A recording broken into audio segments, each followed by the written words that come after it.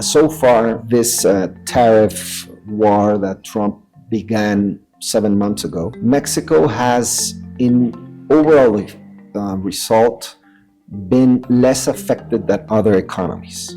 This is basically because Mexico has the USMCA as a shield to most of the tariff threats that Trump has insisted on, and also because Mexico and President Sheinbaum has collaborated with the U.S. in the two main worries that the U.S. has other than trade with Mexico, which is security and migration. We'll end up in a better relative position vis-a-vis its competitors.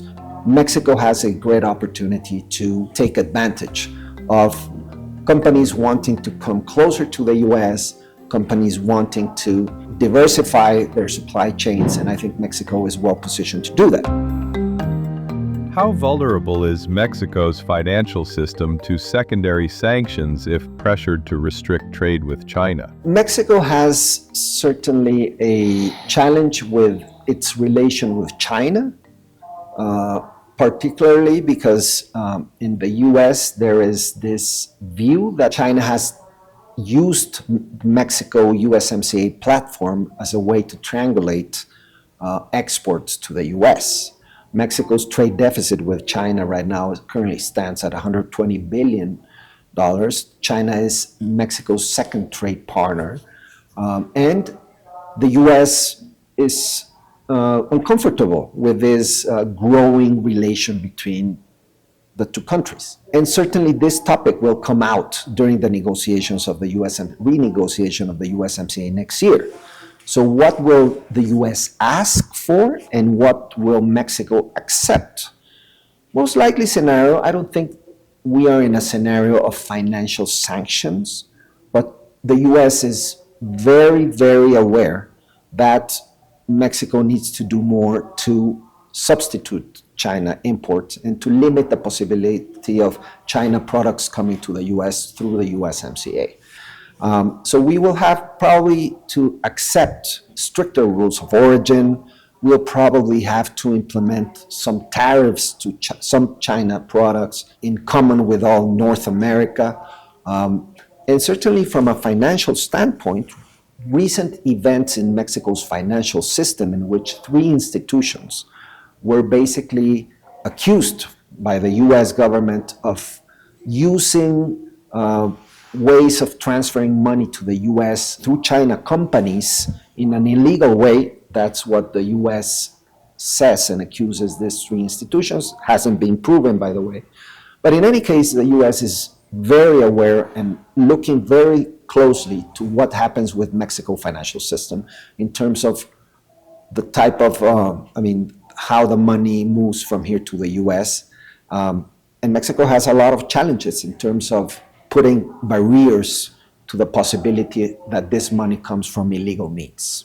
Is Moody's negative outlook on Mexico driven by domestic or geopolitical factors? Moody's has Mexico 2 steps above investment grade, right? So despite the fact that it has placed on a negative perspective Mexico's rating, even if a downgrade comes, we still will remain as an investment grade country. Now, having said that, the main reason why Moody's took this decision early this year, it is worried that Mexico fiscal accounts and recent institutional changes will deteriorate the credit capacity of the country to pay its debts in the coming years. Pemex, its oil company, obviously it is a factor of worrying for the credit companies. Despite the fact that the government has already put out a plan to solve some of the financial problems of the company, there are still a lot of doubts if this will be enough to take Pemex out of the problems where it is right now. So overall, I don't think a downgrade is likely to happen in the short term.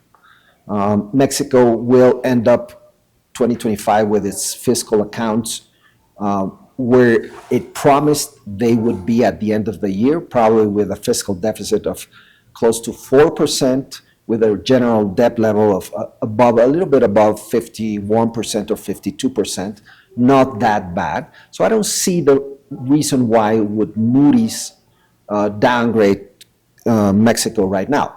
Having said that, the risks of a downgrade in the coming years is relatively high because Mexico fiscal accounts are looking shaky, and despite the government efforts to collect more taxes, reality is that without a fiscal reform, it's going to be very difficult to comply with a general level debt of overall 52, 53%. And more likely, we will end up this administration close to a 60%, which is clearly a level of debt that puts Mexico in on a more risky situation than where it is right now. What will Mexico look like on the other side of Trump? Certainly, geopolitical risk has gone up overall in the world, but it is not only in Mexico, certainly. It is a worldwide phenomenon.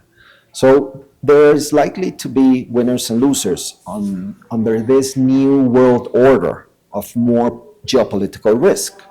Mexico has a fantastic advantage, not only geographic of being close to the US, but broadly, the USMCA and the fact that Trump seems to respect and to accept that the USMCA is a positive trade agreement between the three countries. So far, despite tariffs, he hasn't touched overall the USMCA in the sense of most products right now that go to the US continue to be benefited with a zero tariff because of the USMCA, and that hasn't changed. So Mexico has a fantastic competitive advantage on that sense. It will likely end up in a better relative position than the rest of the world. The next coming year is going to be uncertain because we have the USMCA trade negotiation. I tend to believe that that will end up well, not perfect, but well. It's going to be complex. We will have to sacrifice many things and most likely accept many of the Trump's demands. But I think we are well positioned to accept those demands in exchange of respecting the USMCA framework. So once that time passes, Mexico will end up in a better relative position, and very likely the nearshoring story will again relive. Obviously, Trump will leave office in 2028, still far away, but eventually he will leave. And I think Mexico, if Mexico does its internal job, I think we will be in a better position to become the hub that you're talking about. Now, again, Mexico is living through very important institutional changes. We still don't know how the institutional framework that is being created as we speak, how will that operate and work in the country? We're talking about a country that moved from a model of, let's say, checks and balances, institutionally speaking, to a country that is moving to a model of high concentration of power in the executive, less checks and balances, less transparency, more state intervention. That model hasn't been proven so far. So the question is, how will that operate in this geopolitical environment? I think there's still big questions, but I tend to believe that there will be enormous opportunities in the coming years for Mexico, despite the risks that are out there.